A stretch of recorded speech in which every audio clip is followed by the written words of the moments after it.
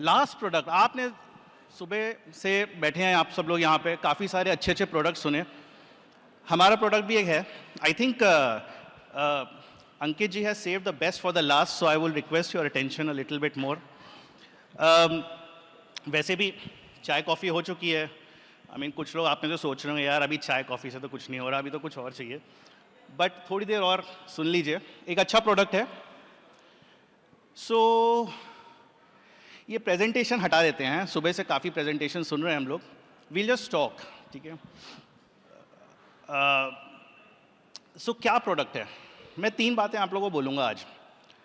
मेरा प्रोडक्ट क्या करता है, और आप लोगों ने थोड़ी देर पहले शो मी द मनी किया, तो शो मी द मनी में मैं आपको थोड़ा पैसा भी बता दूंगा, कैसे रिटर्न बनते हैं, and how this is a non volatile product जहाँ पे 18 से 20% तक रिटर्न बन सकता है।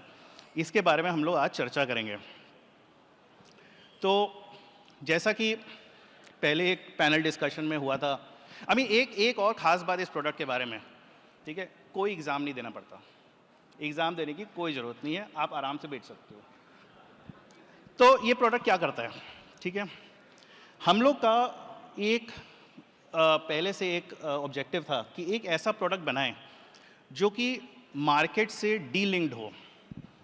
कुछ भी हो जाए, मार्केट ऊपर नीचे, हम लोग को बैक टेस्टिंग की ज़रूरत ही नहीं पड़े, हम लोग को कुछ नहीं करना है। ट्रम्प कुछ करे, ओमान पे अटैक करे, ईरान पे अटैक करे, कुछ भी करे, हमें कोई फ़र्क नहीं पड़े। ऐसा प्रोडक्ट जिसमें आप 18 to 20% रिटर्न की बात कर रहे हैं हम लोग। So how do we make this kind of money in this kind of a relatively non volatile product. Risk adjusted return बहुत बढ़िया है। कैसे हैं ये मैं बताता हूँ आपको।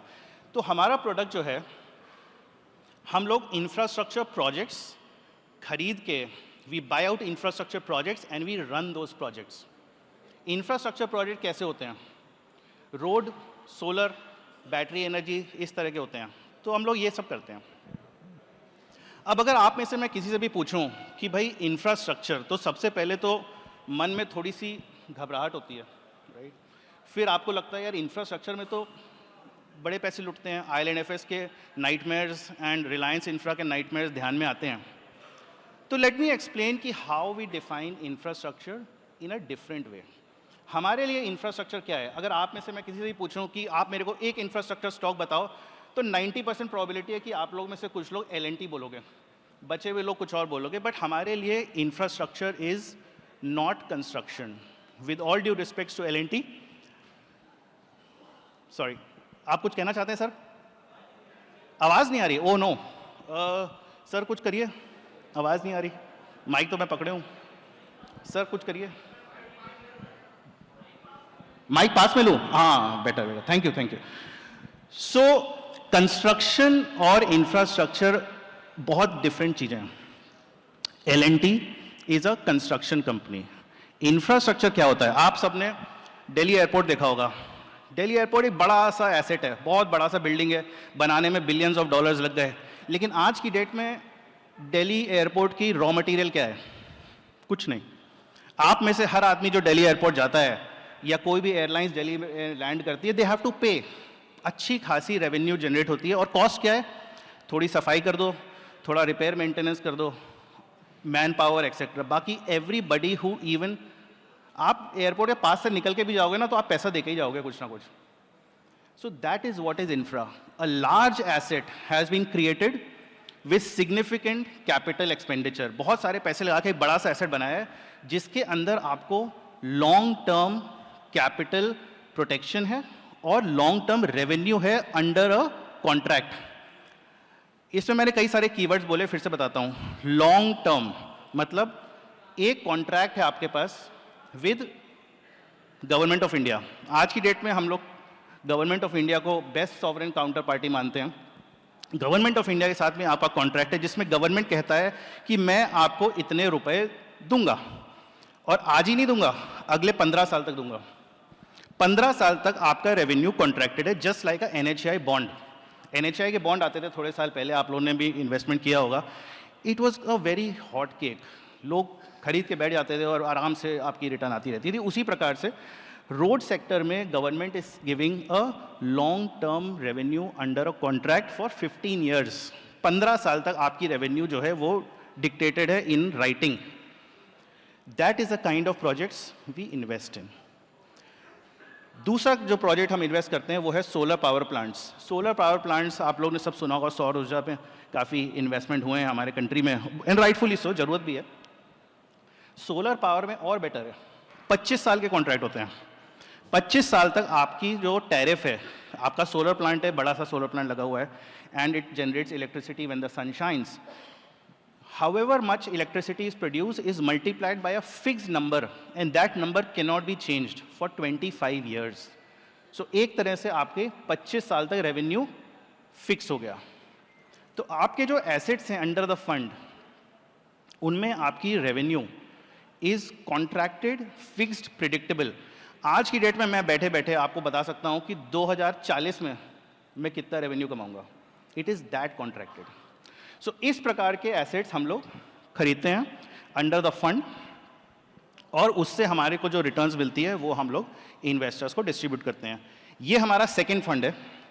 हमने 2023 में 2023 में we launch our first fund which was 2300 crore.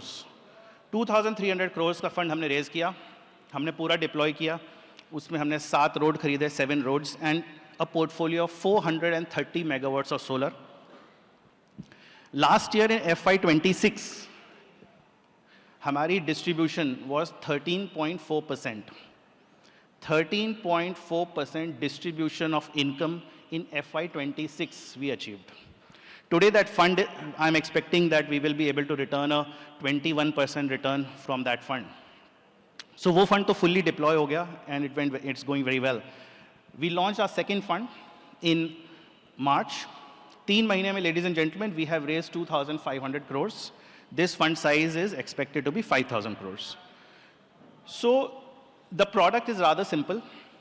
Fund है, फंड के नीचे हम प्रोजेक्ट्स खरीद रहे हैं. कौन से प्रोजेक्ट्स खरीद रहे हैं? Operating roads and operating solar. Only these two, and probably some part of operating battery energy storage solutions. ये 3 ही काम करने हैं हमने. We don't want to spread out too thin. So अगर हम ऑपरेटिंग रोड खरीदते हैं जिसमें government is paying us a fix revenue which is fix for 15 years, तो उसमें हम पैसे कैसे बनाते हैं, right? Show me the money, how will we make the money in that. इस पर थोड़ी सी चर्चा कर लेते हैं. थोड़ा सा मैथमेटिकल है, सो आपको थोड़ा तकलीफ दूंगा. If some of you can take out their calculators, थोड़ा समझ लेते हैं. सो सरकार क्या कहती है कि आप मेरे लिए रोड बना दो, ठीक है? एक रोड बननी है from one point two the other. 40% of the construction cost सरकार खुद देती है. 40%, 60% देना पड़ता है जो बिल्डर रोड में बनाता है, उसको अपनी जेब से, अपनी बैलेंस शीट से लगाना पड़ता है. Once the road gets constructed, और कंस्ट्रक्शन करने के लिए 2 साल का टाइम दिया जाता है. Sometimes it is extended, but usually it is 2 to 2.5 years. Once the road is constructed, commissioning हो गई, सारा कंस्ट्रक्शन पूरा हो गया, उसके बाद government, and government I mean National Highway Authority of India. थोड़ा सा डाइग्रेस करूंगा. हमारे कंट्री में 5 प्रकार के रोड्स होते हैं, 5 kinds of roads in the country. First are the national highways and national expressways. You must have explored and experienced those. They connect larger cities of our country. Other are state highways. आप लोग ने वो भी experience किए होंगे. थोड़ा experience would not be as great as national highway, but होता है. Third kind of roads जो आपने 100% एक्सपीरियंस किए होंगे, that is our city roads, which are governed by the municipal corporations. Fourth kind of roads, some of us may not have experienced, they are the village roads, Pradhan Mantri Gram Sadak Yojana. Or the fifth kind of roads are the border roads. So I am only talking about national highways and national expressways that are governed by the National Highway Authority of India, which is part of the central government of the country. उसी road की बात हो रही है. तो NHAI क्या कहता है कि जो 60% आपने इन्वेस्ट किया रोड में, ये मैं आपको वापस करूंगा ओवर अ 15 ईयर पीरियड. तो भाई 100, लेट्स से 1000 करोड़ की रोड थी, 400 सरकार ने दे दिया, 600 बिल्डर ने अपने पैसे लगाए. ये जो 600 हैं, this 600 will be return over a 15 year period with a 10% interest. ये 10% इंटरेस्ट बड़ा इंपॉर्टेंट है. तो जैसे हमारी EMI होती है, अगर आप कोई होम लोन लो तो बैंक से आप उधार लेते हो, and you return that money to the bank in EMIs. Every EMI has a principal component and a interest component. Same way, NHAI returns this 600 crores that was invested by the builder in sort of a EMI fashion, wherein there is a component of principal and a component of interest, and that interest, ladies and gentlemen, is 10%. 10% is a very, very good interest. So what happens is, हम लोग ये builder के पास जाते हैं and we tell the builder कि भाई आपने 600 करोड़ ये कंपनी में लगाए to build a road, you don't have to wait 15 years to get your money back.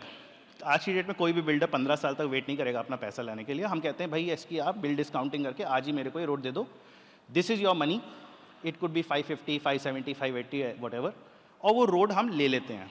जब हमने वो रोड ले ली तो जो सरकार की ऑब्लिगेशन है that comes to us. So we earn the principal return of 600 plus a 10% interest. अब इस पे हम बैंक से लोन लेते हैं. So now your calculators and your phone के calculators come into being. मान लीजिए मैंने 600 करोड़ की रोड ली, ठीक है, उस पर गवर्नमेंट इज पेइंग 10% इंटरेस्ट. तो साल के कितने मिले? 60 मिले, right? Interest 10. If this asset was financed by me 450 crores by the bank and 150 crores by the fund. तो आज की डेट में बैंक्स जिनके लिए ये इंफ्रास्ट्रक्चर लेंडिंग है विच इज़ अ प्रायोरिटी सेक्टर, उनका इंटरेस्ट है 7.5%, 7.5%. तो 450 पे 7.5 से आप मल्टीप्लाई करेंगे सो कुछ आएगा. कोई कर रहा है? Thank you sir. अब 60 मिले और 37.5 इंटरेस्ट पे कर दिया बैंक को, तो बचे कितने? 26. Very nice, thank you sir. अब 26 को आप अगर 150 से डिवाइड करेंगे तो क्या आएगा? जेब से हमने कितने डाले? जेब से हमने 150 डाले थे ना. 17% आएगा सर. थोड़ा कैलकुलेटर में मतलब आपको शायद चाय की जरूरत है. एनीवे 17% आएगा. तो इस तरह से we are able to use bank debt, and banks are कौन? ICICI bank, HDFC bank, State Bank of India, Canara वगैरह वगैरह. With this kind of a cheaper debt we are able to lever up our equity returns to 16 to 17%. सो क्या हमने सुना? सरकार हमको 10% ब्याज दे रही है, बैंक से हमने पार्ट फाइनेंसिंग कर ली, बैंक वाले को 7.5% ब्याज दे दिया, हमारे इक्विटी पे रिटर्न हो गई 16%. It is a very robust cash flow. सरकार की जो पेमेंट है वो कॉन्ट्रैक्टेड है, कंसेशन है, upheld by Supreme Court of India, no government can change it once it is signed. Bank debt is also long term. अगर 15 साल की एसेट है तो 14 साल की बैंक डेट लेता हूँ मैं, बीच में रीफाइनेंस रिस्क वगैरह का काम हम नहीं करते.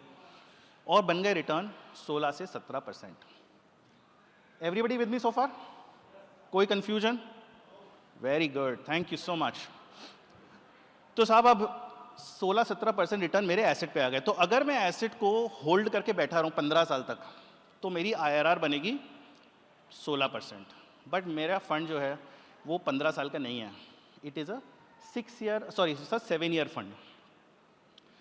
तो हमको क्या करना है? आप लोगों में से बहुत सारे लोग इनविट्स में इन्वेस्ट करते होंगे. इनविट्स किसी ने इन्वेस्ट किया है? बहुत कम लोग आ रहे हैं. आप लोग इनविट्स पसंद नहीं है लग रहा है. कोई बात नहीं. सो इनविट क्या होता है? InvIT is a listed instrument. जिस प्रकार से कंपनीज लिस्टेड हैं उसी प्रकार से InvITs are listed entities on the exchange that hold operating infrastructure assets similar to the ones that we hold. Wherein if some of you invest in the InvIT, you will realize that the returns you expect from an InvIT are somewhere around 12%, plus minus 1% कर लीजिए. तो ये जो asset मेरे पास है ये मेरे को दे रही है 16%. इसको मैं इनविट को बेच दूं तो इनविट वाले को रिटर्न कितनी चाहिए? 12%. तो बॉन्ड्स में जो लोग काम करते हैं उनको पता होगा कि इसको बोलते हैं यील्ड कंप्रेशन. मतलब अगर एक 100 रुपये का आइटम है, आपने किसी को 100 रुपये का बॉन्ड खरीदा किसी से जो आपको 16% इंटरेस्ट दे रहा है, तो आपको मिल रहे हैं 16 रुपये. अब कोई और मिल गया आपको जो 12% में खुश है, तो ये 100 रुपये की चीज़ अगर आप उसको 130 में बेच दें तो 16 डिवाइड बाय 130 इज 12%. तो अगर विनायक जी आप यहाँ बैठे हैं, लेट्स से मैं आपको एक बॉन्ड बेचूं और आपको पैसे की बड़ी ज़रूरत है, मैंने आपको 100 रुपये दे दिया, आप कहते हो मुझे आप 16% दोगे तो हर साल आप मुझे 16 रुपये दोगे। आप के बगल में अंकित जी बैठे हैं, अंकित जी को 12% बड़े पसंद है, वैसे नहीं है पसंद लेकिन मान लीजिए कि है। तो अब अगर विनायक जी का बॉन्ड जो मैंने विनायक जी से को दिया है वो मैं अंकित जी को 130 पे बेच दूँ तो विनायक जी जो 16 रुपये दे रहे हैं वो अंकित जी के लिए 12% हो गया। 16 डिवाइड बाई 130 इज 12%। मेरे को क्या मिला? 30 रुपीज़ का capital gains. Everybody with me so far? आवाज़ें नहीं आ रही, कोई बात नहीं। आई एम अज्यूमिंग कि everybody has understood. So with this capital gains, same way our road projects and our solar projects, we want to move to an InvIT, wherein an InvIT investor will get 12 to 13% return, thereby fund investors will make a 18 to 20% return. So this is how we make money. सरकार का एक robust, rock solid cash flow है, which is giving me 10% interest. उसको मैंने bank date से leverage करके 16% कर लिया और इनविट को बेच के यील्ड कंप्रेशन कमा लिया। By the way this is the same thing that all InvIT sponsors are doing. आप लोग ने शायद कई लोग इनविट में इन्वेस्ट नहीं करते हैं लेकिन करते होंगे, शर्मा रहे हैं। बट अगर इनविट 25 इनविट लिस्टेड है मार्केट में, हर इनविट का एक स्पॉन्सर होता है। जैसे कंपनीज के प्रमोटर होते हैं वैसे ही इनविट के प्रमोटर को स्पॉन्सर बोलते हैं, ठीक है? Just to keep things interesting नाम बदल दिया। Every sponsor of 25 InvITs has done the same business. And some of these sponsors, ladies and gentlemen, are largest infrastructure funds of the world, sovereign wealth funds of the world, Canadians, Middle Easterns, you name it. This concept, we are not the first ones to do it. We are the 26th person to do this. 25 बार हो चुका है ये। The difference is that जब आप InvIT में as a investor invest करते हो, you make a 12% plus minus 1%. But आप फंड में इन्वेस्ट करते हो तो you are stepping in the shoes of sponsor of an InvIT. Natural सी बात है, अगर एक कंपनी का प्रमोटर होगा तो वो इन्वेस्टर से ज़्यादा ही पैसे बनाएगा। कोई प्रमोटर अगर पब्लिक का जितना रिटर्न बनाएगा तो काम ही क्यों करे, isn't it? So same way in our fund, ladies and gentlemen, you are stepping into the shoes of a sponsor of an InvIT, which is what on the same asset, which is a road, a solid constructed road, no construction risk, you are making a 18 to 20%, while in an InvIT, you make a 12% odd InvIT. So that, ladies and gentlemen, is how we make money. Any questions?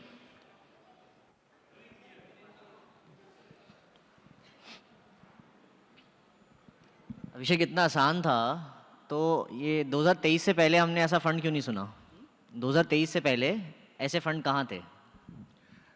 Vinayak जी, आप ना मतलब अच्छे अच्छे question पूछते हो। चलो कोई बात नहीं, बता देता हूँ।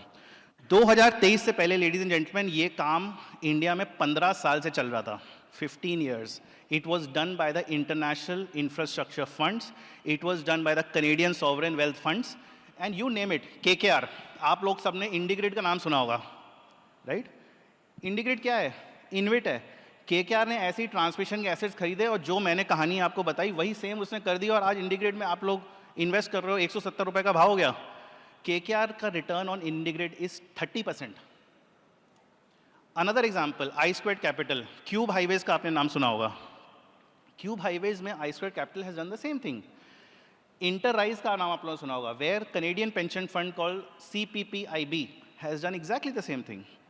So there are 25 such things which have done. The only difference is, Vinayak, to your point, this was done by international investors. I myself was working for such people. 2009 से मैं एक्टिस में था, उसके बाद बहुत साल मैंने GIP में काम किया, Global Infrastructure Partners, which is world's largest infrastructure investor. 6 साल काम किया मैंने वहाँ पे।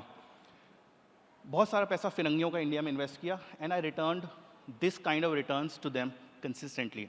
फिर मेरे को ऐसा फीलिंग हुआ कि मैं फिरंगियों के लिए पैसा बना रहा हूँ, थोड़ा अपने लोगों के लिए बना देता हूँ।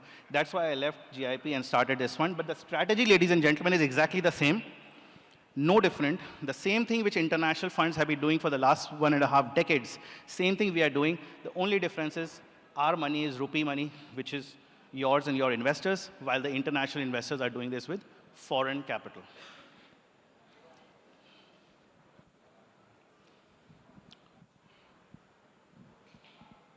So, Abhishek, I want you to tell me about the risks in this fund and the team.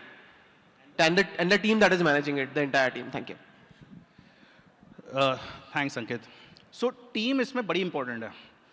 अब आप लोगों ने नोट किया होगा, मैं कह रहा हूँ कि हम रोड खरीद लेते हैं। अब जब हमने रोड खरीद ली तो रोड की मेंटेनेंस, उसका रख रखाव, एवरीथिंग इज़ आवर रिस्पॉन्सिबिलिटी। वो रोड मेंटेन करने के लिए we have a own internal in house operating team. वो हमारे और आपकी तरह फाइनेंस के लोग नहीं हैं। दे आर मोर वो ढंग का काम करते हैं। They are engineers, they are technicians, they are people who have built roads their lives. हमारा chief operating officer is a guy called Hari. He has built 30,000 lane kilometres of roads. 30,000, इतना तो मैं लाइफ में चला भी नहीं होऊंगा, but any way, including in flights. But this is the kind of team that we have. Our operating partner of the fund is a person called Neeraj Sanghi. Neeraj Sanghi was a CEO of India's third largest roads platform, which is called Vertis, which was owned by, where the sponsor is KKR. Neeraj sir had built the platform from scratch to today 29 roads. He left them almost 1.5 years back and joined us. We also have one Mr. Parvez Umrigar. Parvez sir was the CEO of Brookfield Roads platform.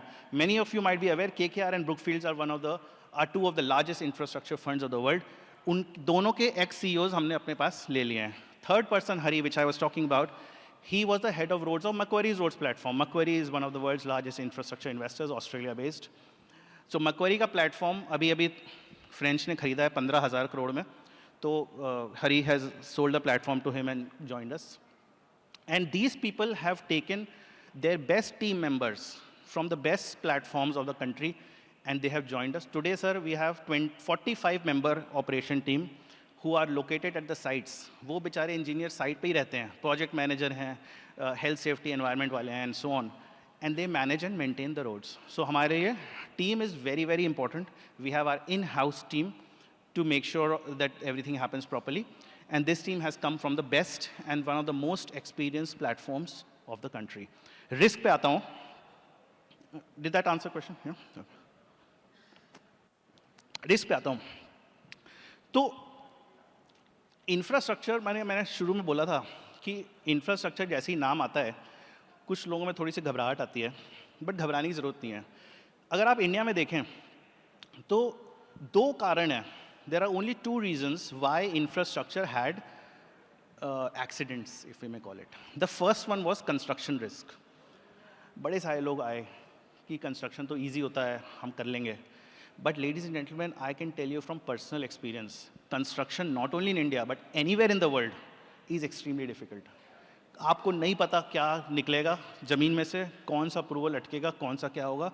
Construction risk is one of the main reasons why people lose money in infrastructure, and we do not do construction. We buy only operating projects where there is a certificate by the NHAI that the road is commissioned and operating fully. The second risk, which caused many people to stumble, is financing. IL&FS is a very classical example. आप date के ऊपर date लेते चले जाओ and you keep your equity small. हम सब ने finance 101 में पढ़ा होगा, सीए कोर्सेज में पढ़ा होगा कि डेट से रिस्क बढ़ता है, लेकिन हम वो पढ़ के भूल जाते हैं. कुछ लोग भूल गए थे. तो debt levels can cause serious problems, insolvency, IBC type of issues, which is why we take only one level of debt, which is the debt that I spoke to you about, which is the bank debt at only one level. And by the way, that debt is only so much that it maintains a AAA rating of the projects. AAA rating, one level debt only. So these two risks, which have been the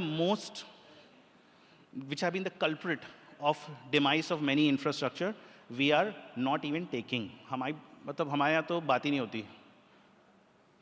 There are some other risks as well. Regulatory risk होता है, which is why I said कि हम लोग solar ही करेंगे, road ही करेंगे, जहाँ पे hundreds of billions of dollars of foreign money and foreign investment have happened. So government is very, very careful about protecting investors' interest. So regulatory risk also is quite small in this case. Then there is the operating risk, which I talked about. हमारे पास team है, which does own operations. एक risk है जो मैं transparently आप लोगों के साथ share करना चाहता हूँ. एक रिस्क से हमारा रिटर्न थोड़ा बहुत ऊपर नीचे हो सकता है, विच इज़ कि अगर मैंने गलती से कोई पुअर क्वालिटी की रोड खरीद ली वैसे नेशनल हाईवेज वगैरह में ऐसा होता नहीं है, but anyway there is a theoretical possibility. But अगर मैंने कोई पुअर क्वालिटी की रोड खरीद ली, किसी ने रोड बनाई थी, उसमें यू नो स्पेसिफिकेशंस फॉलो नहीं किए, सब स्टैंडर्ड माल लगा दिया. So before we buy any asset we are spending 60 to 70 lakh rupees on doing due diligence. Due diligence मतलब हम रोड में गड्ढे खोद खोद के चेक करते हैं कि अंदर फाउंडेशन में क्या मटेरियल लगाया. Every 2 kilometers, ladies and gentlemen, we dig out 1 meter deep pits to check if the road layers have been built by specification, if the material is fine, if the compacting has been done properly, if it will stay for 15 years, or will it require maintenance and repairs. Our reject ratio is 60%. अगर हमने 100 road देखी हैं in last 3 सालों में, तो 60% roads हमने reject करी हैं. And this is where our team also comes in useful, because उन बेचारों को तो रोड मेंटेन करनी है. तो अगर आज वो साइन ऑफ कर दें कि हाँ जी रोड बढ़िया है, और कल उसमें गड़बड़ निकल आई, तो पड़ेगी उन्हीं के ऊपर. So they are very very strict about this due diligence processes which we do. So that you can say theoretically is a risk, but we manage that risk.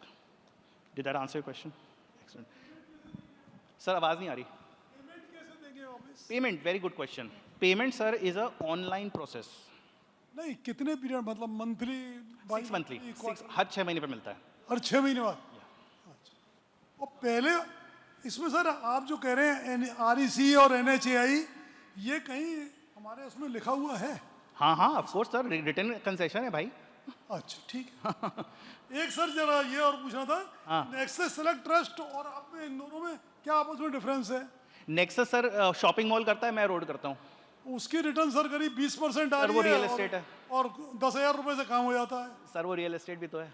अच्छा. Yes sir.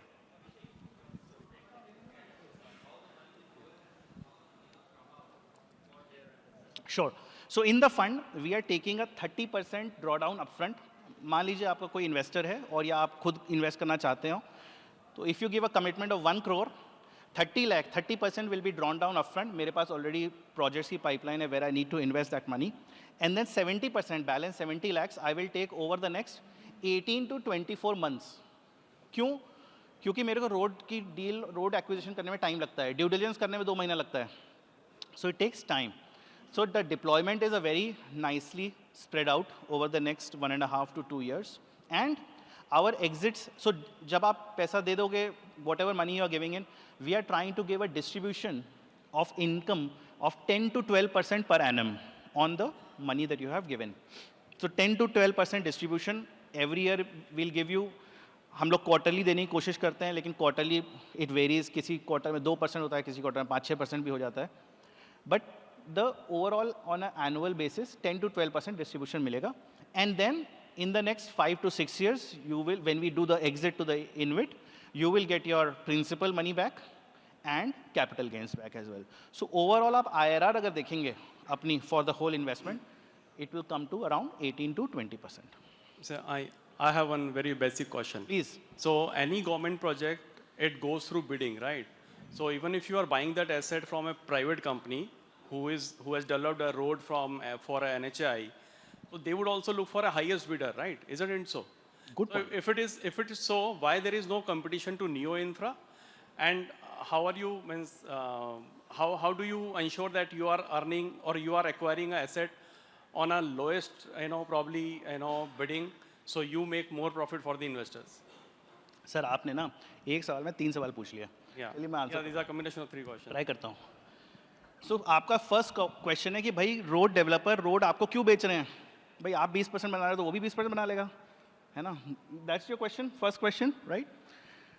So the answer to that is कि road के जो builder हैं, they are not there for making 20%. In fact उनको 20% नहीं मिलता, उनको 10% ही मिलता है. क्यों? क्योंकि 10% is going to 16% with bank date.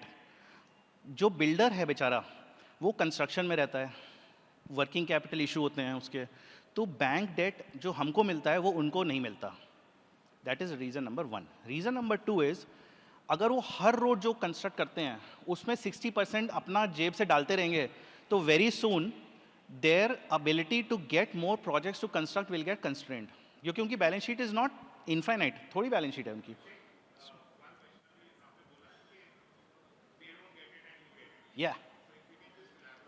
we are a fund, we are a SEBI regulated fund, so हमको we get AAA rating and that kind of thing. They are a construction major, which are where there are already construction lines and all that which are there. उनकी non fund based limits ये वो चलता रहता है, तो उनकी rating उतनी अच्छी नहीं होती है, so उनको इतने अच्छे terms नहीं मिलते हैं. That was a short one.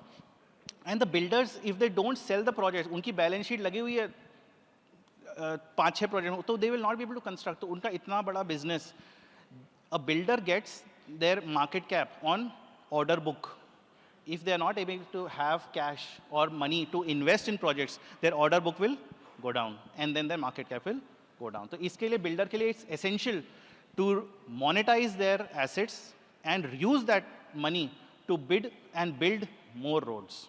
So that is answer to your first question, sir. The second question of yours was on the competition. कि हम ही क्यों हैं और बाकी लोग क्यों नहीं हैं?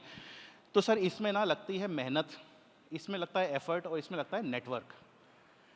We have spent last 3 years in building this team. I am very proud of our team. 45 लोगों की team है. Times up बोल रहा है, but 2 मिनट और लूँगा. हमारी टीम में जो लोग हैं, they have been in this business for 30 years. जब हम asset खरीदने जाते हैं, तो it is a lot of network, it is a lot of relationship by which we are able to buy assets. And we are able to do diligence on that assets. Many people, in order to save money, have not invested in building this team. आप खुद सोचो, 4 CXO है मेरी team में. CXO of KKR roads, Brookfield roads, Macquarie roads, Vector Green. They are expensive people, बाबा. मतलब मैं CEO को ला रहा हूँ तो भाई उनको मतलब so Neo has invested in building this team and that is our biggest moat, which is why many people are not doing in this business. There are mainly international funds who have spent the time, effort and money to build these kind of teams. There are InvITs and there are us and there's maybe 1 or 2 more domestic fund managers. So sir, that was your second question. And your third question was कि बहुत सारे लोग और भी आ जाएंगे इस business में. So that question I think I've already answered कि it takes a long time to build this kind of a team and do this business. So I hope I've answered all your questions. Yes. वो project यानी कि वो they are not selling this asset, तो वो किसके पास जा रहा है? हु इज मेंटेनिंग दैट वो मोनेटाइजेशन कैसे हो रहा है फिर उन पर्टिकुलर जो आप नहीं एक्वायर कर रहे हो एसेट्स? सर आपने आम खरीदे होंगे, मैंगोस, राइट? आप जाओगे आम खरीदने तो आप अच्छे आम ले लोगे. खराब आम कौन खरीदेगा? कोई तो खरीदेगा, मैंगो शेक बनाने वाला लेगा. श्योर.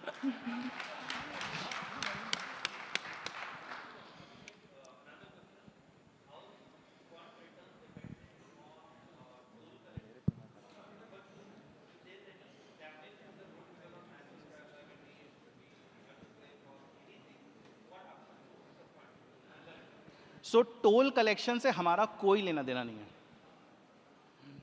ट्रैफिक आए नहीं आए, we call this availability based projects. Road को मुझे अवेलेबल करना है. कोई उस पर 1 ट्रक जाए, 2 स्कूटर जाएँ, 10,000 ट्रक जाएँ, मेरे को से कोई मतलब नहीं है. We get paid money by the government which is a fixed and contracted money. So our returns and our revenues are not linked to toll collections and traffic. So that is how we have constructed our portfolio. So that we have, that risk we don't take. What was the second question, sorry? Natural calamities के लिए we have full insurance, so उसमें कोई problem नहीं होती. And अगर natural calamities होती है, so government still pays us for that because it's called a force majeure, where we have to repair the road, but we get paid by the insurance. So we have full insurance for that. Sir, what about interest rate risk? You have not covered that. Sorry. Interest rate risk, if the bank interest itself will go up, now you're assuming 7.5%. Let's say that itself goes to 9% or something in future. So in that Excellent question. Excellent question. Sir का question है, अगर interest rates ऊपर होगा तो क्या होगा? It's a very good question. The answer to that, ladies and gentlemen, is कि जो सरकार 10% दे रही है मेरे को, वो भी floating rate है. The formula of that is top 5 bank MCLR plus 1.25%. आज की डेट में it is 9.82% to be precise. तो अगर इंटरेस्ट रेट ऊपर जाएंगे तो सारे बैंक से MCLR ऊपर जाएगा, तो NHAI मेरे को ज़्यादा पेमेंट करेगी. And of course I will have to pay more to my lender as well. But both these interest is linked in revenue also and in cost also. तो मेरा स्प्रेड सेम है, तो इसके लिए it's largely hedged. Sir there was a question here. Yes sir.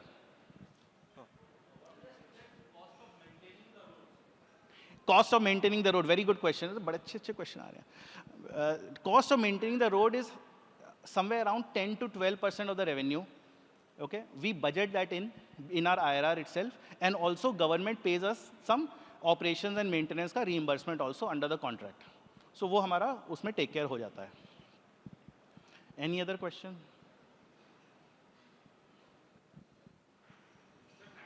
Good evening sir. हाँ बिल्कुल, very nice point. Taxation में ये थोड़ा सा टैक्स एफिशिएंट है. क्यों? क्योंकि जो हम, जैसा मैंने आपको बताया कि our fund is giving a regular distribution of 10 to 12% and then capital gains towards the end of the fund life. तो डिस्ट्रीब्यूशन पे सर आपको फुल टैक्स देना पड़ेगा स्लैब रेट पे, और कैपिटल गेन्स पे आपको कैपिटल गेन्स टैक्स देना पड़ेगा. Broadly the returns are almost equally split between capital gains and income. तो average tax comes to somewhere around 25%. So it is little bit beneficial in terms of taxation as well. Sir एक question है sir. Here हाँ sir बोलिए, sorry. Sir market में जो listed rates हैं like embassy, KRT, NHIT है ना, तो वो सब में अगर हम लोग 20-20 लाख करके इन्वेस्टमेंट किए टॉप 5 रेट्स में, तो लास्ट 1 ईयर का रिटर्न हम लोग देखें तो 20% के आसपास रिटर्न्स है. बिल्कुल सर. और 5-6% का डिविडेंड भी मिल रहा है. हाँ तो why new infra, why not rates? Sir, आपने वो कहावत सुनी होगी, past is not the predictor of future, ऐसे कुछ बोलते हैं. क्यों बढ़ाए रेट इतना? Because InvITs in our country are very new. 5 साल पहले सर इनविट का AUM कितना था पता है? Almost next to zero. Today it is 7.5 lakh crore. In the next 5 years it is expected to triple. तो जो इनविट्स पहले के बने हुए हैं उनमें लोगों को धीरे धीरे understanding I. They started investing and it is a demand-led price movement that has happened. आज की डेट में अगर आप किसी decent से इन्वेट में इन्वेस्ट करते हो या फिर अगर कोई पब्लिकली लिस्टेड इन्वेट में इन्वेस्ट करते हो, your returns you should not expect for 20%. You can expect 11 to 12%. And I am only talking InvITs. REIT के बारे में मैं नहीं बात कर रहा हूँ, so I will not answer that question, sir. Sorry. Sir, just to follow up on this, हाँ जी सर. आपने बताया 25% टैक्सेशन है टोटल मिला के दोनों में, जो रेगुलर रिटर्न है और एंड में जो CG मिलेगा, right? Now to a layman when I am explaining the product, ठीक है, उनको इंफ्रास्ट्रक्चर समझ आ जाती है, NHAI समझ आ जाती है, ठीक है. अब ये अपना 1 करोड़ में उनको क्या मिलेगा और कब से रिटर्न मिलेगा? जैसे कोई चाहता है फिक्स्ड इनकम, अभी हम उनको कहते हैं यार 18 से 20% रिटर्न है, तो हर एक के मुंह में पानी आ जाता है. They want to actually talk to me, यार ये कैसे हो रहा है? तो ये है ग्रॉस, राइट? नेट लेवल पे आप कह रहे हो 12% per annum from when you have taken all. I'll explain, sir. Please sir. थोड़ा सा confusion है. I thank you for your question. I'll just explain that again. Post tax बताइएगा sir. Sir, मैं टैक्स का एडवाइज़र तो हूँ नहीं, उसके लिए मैं आपको सजेस्ट करूँगा कि आप लोगों से बात करें. मैं अपना ग्रॉस लेवल बता देता हूँ आपको, फिर आप कैलकुलेशन मैथमेटिक्स कर लेना. सो जैसा कि मैंने आपको बताया कि we are giving distribution of 10 to 12% per annum. तो आज अगर आप हमको कुछ 30% ड्रॉ डाउन करते हैं तो 30% का 10 to 12% you will start getting from the near term onwards. जैसे जैसे डिप्लॉयमेंट बढ़ेगी वैसे वैसे 10 to 12% ऑफ द डिप्लॉयमेंट आपको मिलता रहेगा. तो उस पर आपको फुल टैक्स देना पड़ेगा. फिर आज से may be 4, 5, 6 years later when I do the exits, that time you will get your chunk of principal back and capital gains, जिस पे आपको 15% capital gains tax देना पड़ेगा. सो आपकी कैश फ्लो अगर आप देखोगे तो हर साल आपको 10-12% ऐसे मिलेगा नेक्स्ट 3-4 years, और उसके बाद खट से ऊपर जाएगा because you will start returning your cap gains and that. So it is a product that is best suited for patient investors.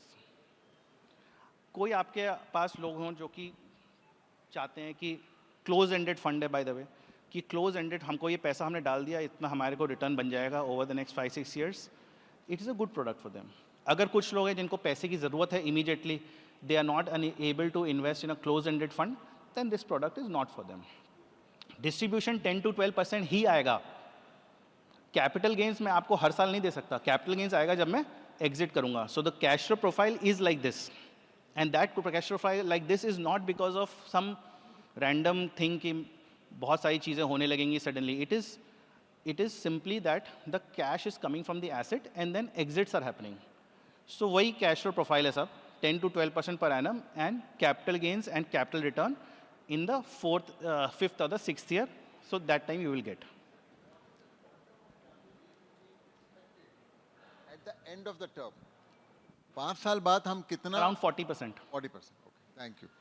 Sir, और एक है, will you deal with only listed company or unlisted company also? Will you deal with that?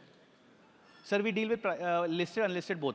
Deal मतलब I'm assuming mean, you're meaning कि किससे हम road खरीदते हैं. Investment. Yeah, we buy from both listed and unlisted companies. We have done transactions with both kind of builders and sellers. How you will track the, track record of that company? If it is Sir, एक fund deploy कर चुका हूँ. $400 million. Sorry, मैं foreign से आ रहा था. So around 3,300 crores की deal कर चुका हूँ sir. ठीक है. वैसे ये जो presentation है जो मैं आपको दिखाई नहीं, इसमें सारी details हैं, आप देख लीजिएगा. Track record is there. in a continuous of his taxation part, हाँ. see, as a common layman, Yes. if I am investing 100 rupees, Yes. after all your expenses, Yes. so individual tax is leave it, his headache of that.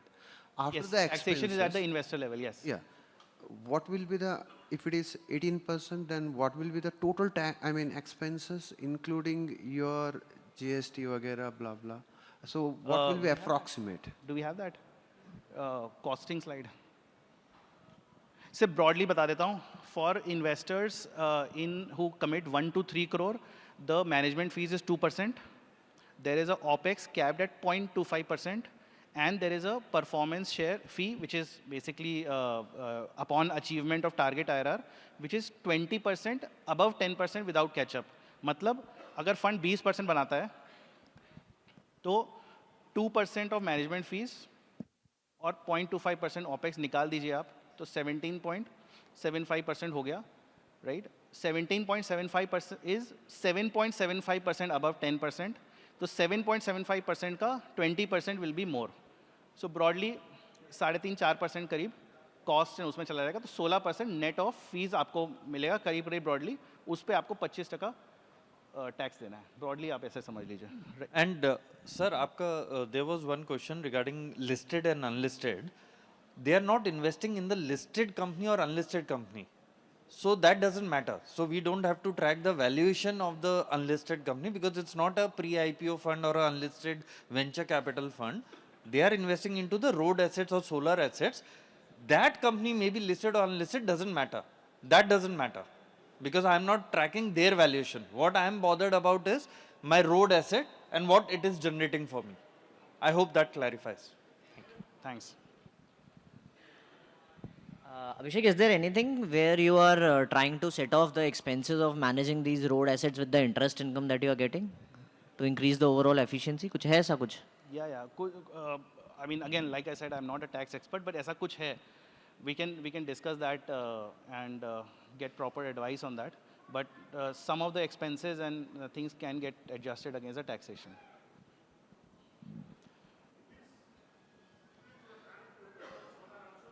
Sir, sorry? Yes, we are, but solar is small. Solar will be probably 10% of the fund. ज़्यादातर roads हैं. So solar is a very simple business. Solar में we own the solar plant. So land हमारी, solar modules हमारे. Sun shines, solar plant generates electricity. That electricity goes to the grid through a meter. That meter measures कितना बिजली generate हुआ.